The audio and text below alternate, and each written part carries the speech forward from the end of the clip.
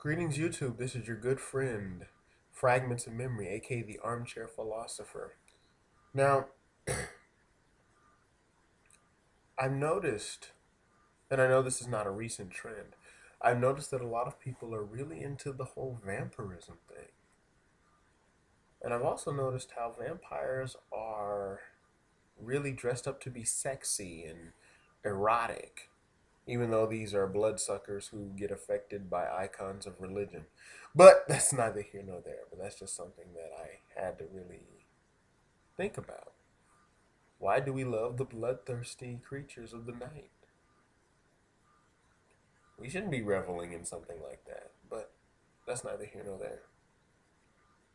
And there seems to be a lot of films supporting the whole werewolf being sexy, vampires being sexy, as with Twilight, as with the True Blood series. And I've often wondered why that was. Now, I am a fan of certain genres like science fiction, fantasy. I will admit that. And most likely, till the day I stop breathing, I'll be some form of a fanboy in some respect. But I've noticed there seems to be a lot of media aimed towards the sexualization of the monster or the zombie or the killer. Well, not the zombie, because zombies are in a class all their own, but you follow what I'm saying.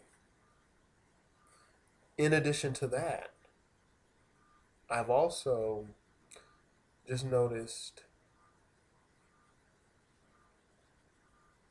people revel in being quote unquote bad. We revel in wickedness, so to speak. I've just observed that. Now, I've often wondered why that was. Why do we celebrate doing the wrong things? It's sort of like the Chris Rock stand-up routine where he talks about how, excuse my French, niggas love to not know. Where you say, "Hey, what's the capital of Zaire?" and he says, "I don't know that," and he says it with pride.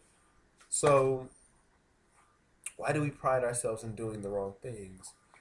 We often brag about how we got over.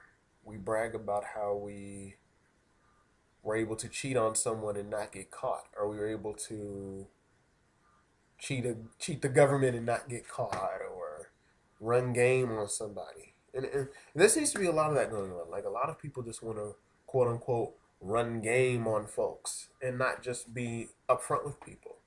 Why do we celebrate the bad boy? Why do we love the rebel?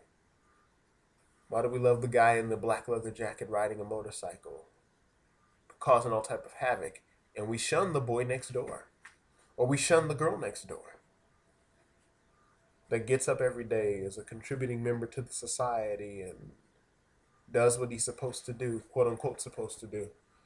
But we love the rebel. We love the troublemaker, the rabble rouser. And I think today people are rebellious merely for the sake of rebellion. No one is really like, hey, I'm rebelling because I have principles and this current system is in violation of my principles, therefore I must act upon my principles. Instead, it's I'm rebelling just for the sake of rebellion. I'm just going to rebel and be a rebel just because I can. I never got that. I've never really understood that mentality, that psychology as to where people are coming from. Like, why do people rebel merely for the sake of rebellion? And I go back to the monster. Why do we sexualize vampires? Why do we make the vampire a sexual being? Yet we know this being that is also sexual is also deadly because it can drink your blood. It uses you as food, but yet we're turned on by this.